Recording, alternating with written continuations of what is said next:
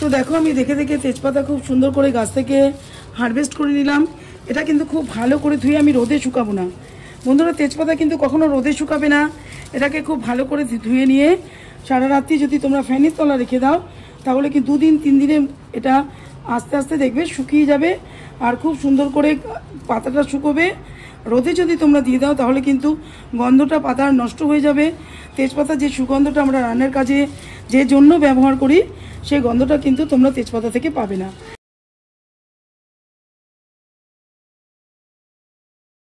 নমস্কার বন্ধুরা, বেদিক ইন্ডিয়ানে সকলকে স্বাগত। আজকে চলে এসেছি একটা তেজপাতা যেটা আমরা রান্নায় ব্যবহার করি সেই গাছের ভিডিও নিয়ে। এই তেজপাতা কিন্তু এই বর্ষাকালে তোমরা খুব সুন্দর করে বাড়িতে রোপণ করতে পারো। প্রচুর পরিমাণে তেজপাতা হয় আর অল্প একটুখানি পরিশ্রমেই গাছ কিন্তু খুব সুন্দরভাবে থেকে যায় বাগানের মধ্যে। তোমরা এটাকে বড় বৃক্ষের আকারও দিতে পারো, মাটির মধ্যেও গাছটাকে দিতে পারো।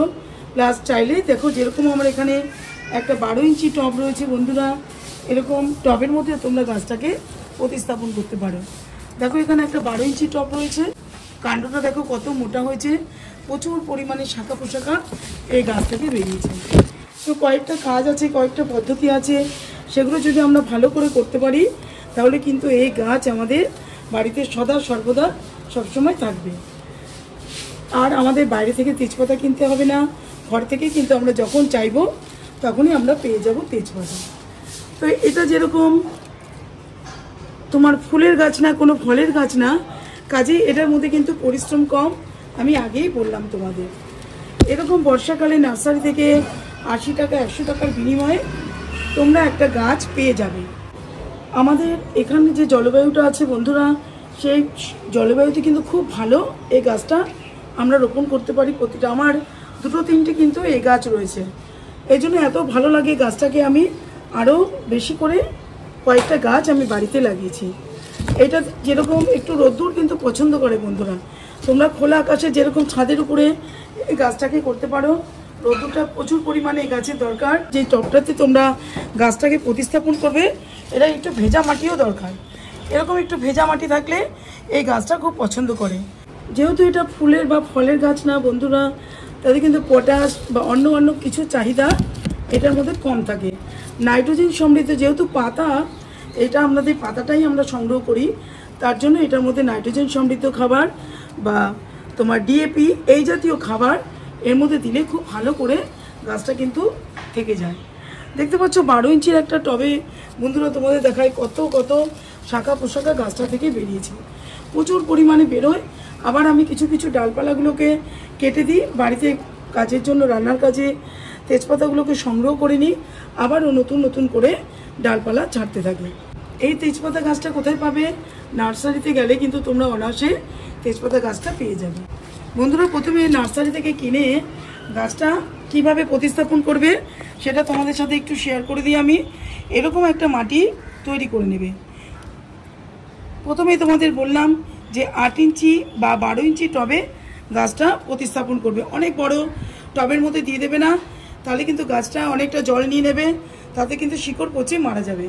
তো ছোট টবের মধ্যে প্রথমে দিলে খুব ভালো হবে। যখন একটু বড় হয়ে যাবে গাছটা তখন বড় টবে প্রতিস্থাপন করে দেবে।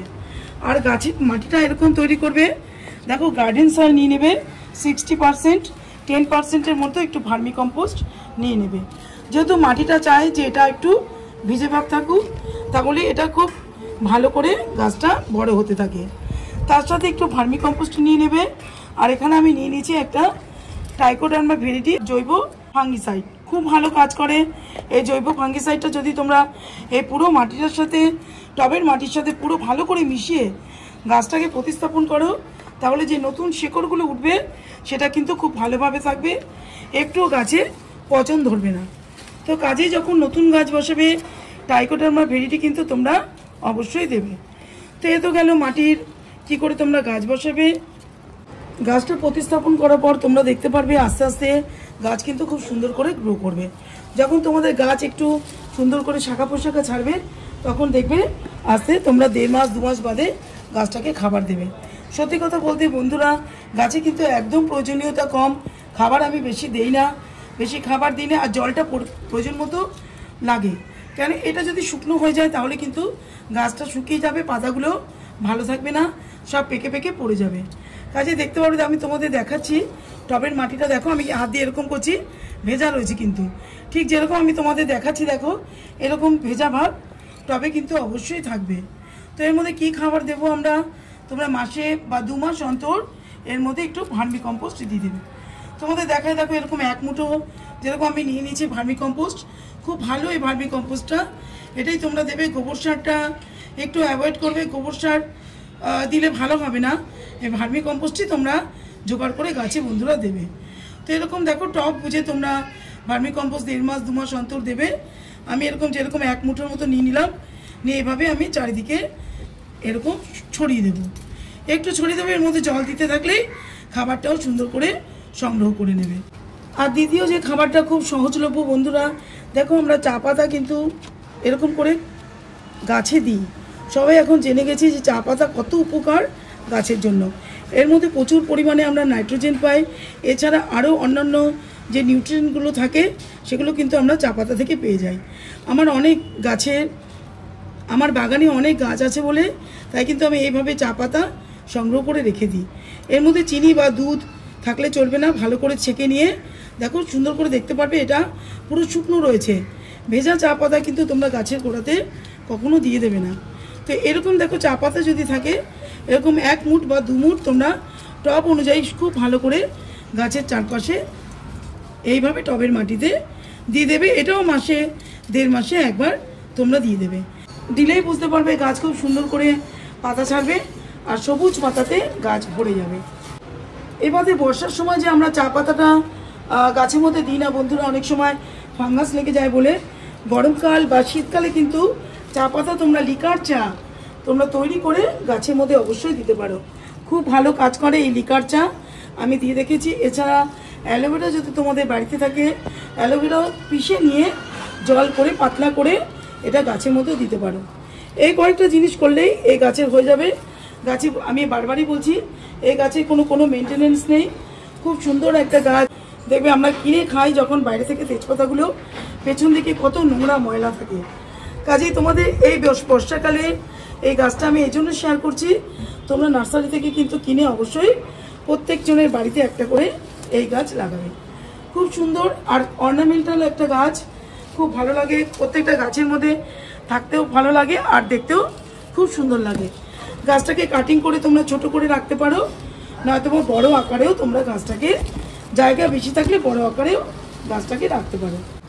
তো বন্ধুরা দেখতে পারবে অনেক সময় গাছের পাতা একটু ফ্যাকাশে হয়ে যাচ্ছে পাতাগুলো, এটা তো পাতাই আমরা নেব, কাজে পাতাকে খুব সুন্দর করে আমাদের রাখতে হবে। দেখো পাতাটা দেখছো শিরা দেখা যাচ্ছে, এরকম যদি কখনো হয়, আমার গাছেও এরকম দেখা যাচ্ছে দেখতে পাচ্ছ, এরকম যদি দেখা যায় তাহলে কিন্তু অবশ্যই তোমরা 1 চামচ করে এই যে এপসম সল্ট রয়েছে এই 1 চামচ গাছের গোড়াতেও দিতে পারো, নতুবা তোমরা কি করবে ওটাকে স্প্রে করেও গাছের পাতাতে সুন্দর করে দিয়ে দিতে পারো। তো আগেই বললাম তোমাদের বন্ধুরা টবটাকে কিন্তু একটু ভেজা ভাব রাখবে, টবের মধ্যে যেন কখনো একদম ড্রাই হয়ে মাটি যেন শুকনো কাট না হয়ে যায়, তাহলে কিন্তু দেখতে পাচ্ছি এভাবে যে পাকা পাতা একদম হলুদ হয়ে গেছে, এরকম কিন্তু পাকা পাতাতে গাছ ভর্তি হয়ে যাবে আর সব খুলে খুলে আপনা থেকেই গাছ থেকে পড়ে যাবে। কাজে সবসময় যাতে গাছের এখানে ময়েশ্চার মেনটেন থাকে সেই জিনিসটা কিন্তু অবশ্যই তোমরা দেখবে। বন্ধুরা দেখো সার দিয়ে কিন্তু অবশ্যই জল দেবে, আমি সার দিয়ে জল দিয়ে দিলাম। এখন যেহেতু বৃষ্টি বর্ষাকাল, জল এমনিতে আমার এখানে বারান্দাতে গাছটা থাকে, রোদ্দুর যেরকম পড়ে সেরকম বৃষ্টির জলেও গাছে আসে। তো আমি কাজে দেখো খুব সুন্দর করে এর মধ্যে টব ভর্তি করে জল দিয়ে দিলাম। এভাবে জল তোমরা দেবে আর টবের ড্রেনেজ সিস্টেম খুব ভালো করে করবে, যেহেতু জল কিন্তু এর মধ্যে যাতে জমে না থাকে। আমার এর আগে তেজপাতা গাছ একটা মারা গেছে, শিকড়ে জল জমে গিয়ে এরকম পচে গিয়ে গাছ মারা গেছে। কাজেই সবসময় দেখবে এই মাটি কিন্তু টবের যে তোমরা ড্রেনেজ হোল বানাবে খুব ভালোভাবে বানাবে, জল দেওয়ার সাথে সাথে যেন জলটা নেমে যায় এই দিকটা অবশ্যই খেয়াল রাখবে।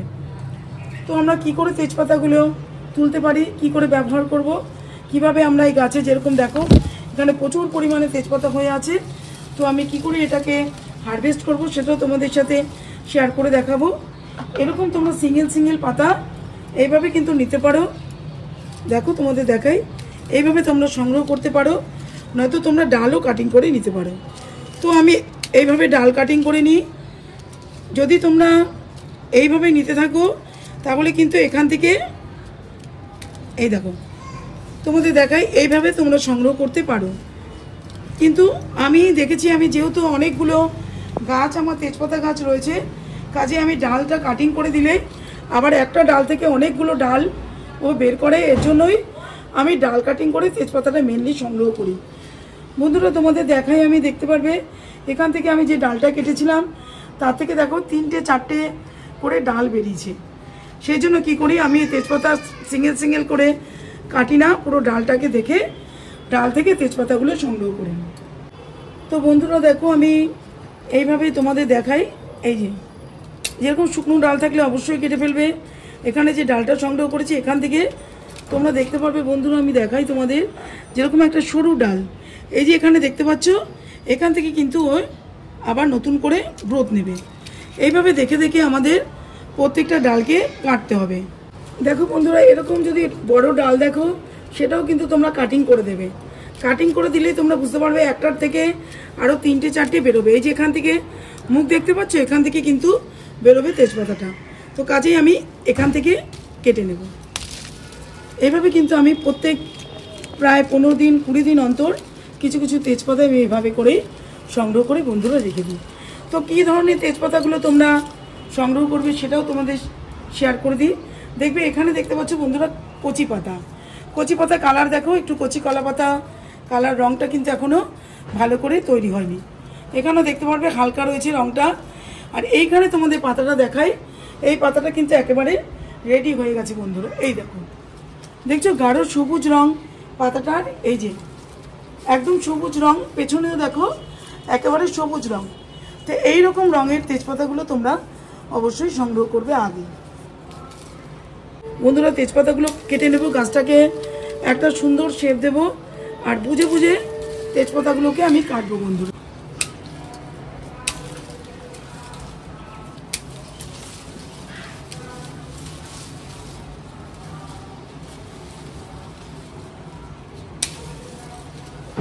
এই ডাল কাটা হয়ে গেলে বন্ধুরা অবশ্যই কিন্তু একবার গাছে ফাঙ্গিসাইড দিয়ে দেবে। এটার মধ্যে কোনো পোকার আক্রমণ হয় না, কখনো এর মধ্যে পোকা হয় না। অনেক সময় দেখা যায় যে লেদা পোকা, পাতা খাওয়া পোকা অন্য গাছ থেকে গাছের পাতা কিছু কিছু খেয়ে যায়, কিন্তু তা বাদে অন্য কোনো পোকার আক্রমণ এই গাছে আমি দেখতে পাইনি। আর যেহেতু এই পাতাটা আমরা রান্নার কাজে ব্যবহার করি বন্ধুরা, সেহেতু কিন্তু অবশ্যই পোকার ওষুধ দেবে। নিম তেল তোমরা দিতে পারো, অন্য কোনো পোকার ওষুধ তোমরা গাছে ব্যবহার করবে না। ডাল কাটার পরে অবশ্যই ফাঙ্গিসাইড দেবে, নাহলে কিন্তু ডাল শুকিয়ে যাবে, নতুন করে গাছে গ্রোথ নেবে না। তো এই কাজগুলো তোমরা দেখে দেখে করবে। দেখো যে বড় ডালগুলো ছিল আমি কিন্তু সব কেটে সুন্দর একটা শেপ গাছকে দিয়ে দিলাম। তো দেখো আমি দেখে দেখে তেজপাতা খুব সুন্দর করে গাছ থেকে হারভেস্ট করে নিলাম। এটা কিন্তু খুব ভালো করে ধুয়ে আমি রোদে শুকাবো না বন্ধুরা, তেজপাতা কিন্তু কখনো রোদে শুকাবে না। এটাকে খুব ভালো করে ধুয়ে নিয়ে সারা রাত্রি যদি তোমরা ফ্যানের তলা রেখে দাও তাহলে কি 2 দিন 3 দিনে এটা আস্তে আস্তে দেখবে শুকিয়ে যাবে, আর খুব সুন্দর করে পাতাটা শুকোবে। রোদে যদি তোমরা দিয়ে দাও তাহলে কিন্তু গন্ধটা পাতার নষ্ট হয়ে যাবে। তেজপাতা যে সুগন্ধটা আমরা রান্নার কাজে যে জন্য ব্যবহার করি, সেই গন্ধটা কিন্তু তোমরা তেজপাতা থেকে পাবে না। কাজে রোদ্দুরে শুকাবে না, এটাকে একদম ঘরের যে ফ্যানের হাওয়া তাতে 2 দিন 3 দিন বসে শুকিয়ে কৌটোতে ভরে রাখবে। আমি দেখো এগুলো নিয়ে নিলাম, প্রত্যেকবারে আমি এভাবে করে সংগ্রহ করিনি।